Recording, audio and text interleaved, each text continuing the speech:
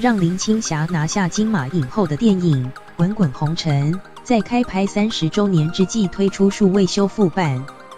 林青霞特地回来台湾出席首映会之外，还难得和圈内好友珍珍、施南生、徐峰同台，谈起当年拍片现场，林青霞更忍不住赞叹张曼玉真的非常会演戏。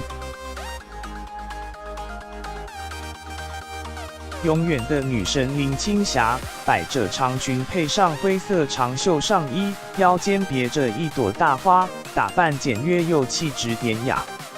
一手牵着徐峰，另一手握着施南生的手。90年代的影坛巨星难得齐聚一堂，就为了林青霞当年主演的《滚滚红尘》推出数位修复版。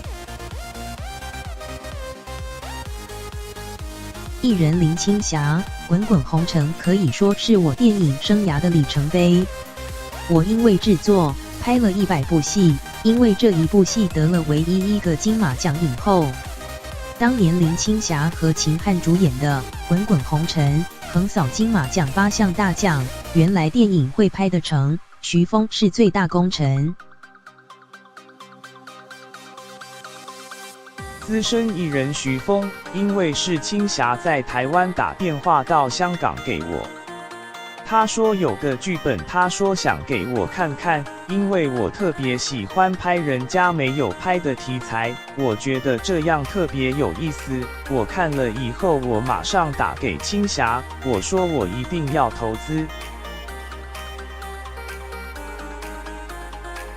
林青霞待人客气，在影坛拥有好人缘，不只和徐峰交情匪浅才能说服对方投资拍片，更因为都拍过琼瑶电影，让林青霞能够和她的偶像珍珍变成好友。艺人珍珍，他们2位林青霞、徐峰都是我最好的朋友，所以我一定要到场。艺人林青霞 vs 杨千霈，导演对张曼玉说要在什么时候讲什么对白的时候掉眼泪。哇，这么精准！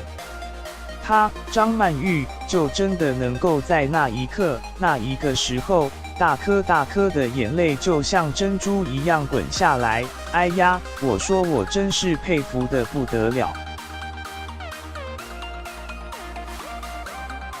流传30年的《滚滚红尘》主题曲创作人的罗大佑也现身站台，一场首映会再度唤起90年代经典电影的回忆。